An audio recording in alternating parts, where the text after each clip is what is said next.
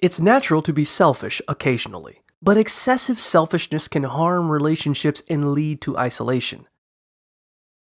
Many mistakenly equate selfishness and pride with strength, overlooking the value of humility and empathy.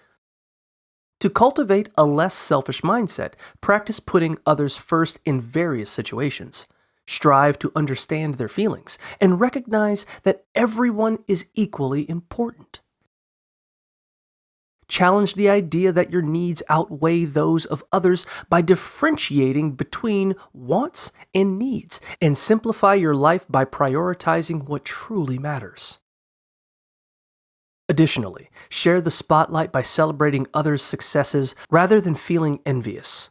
Ultimately, embracing gratitude and humility can lead to a more fulfilling and joyful life.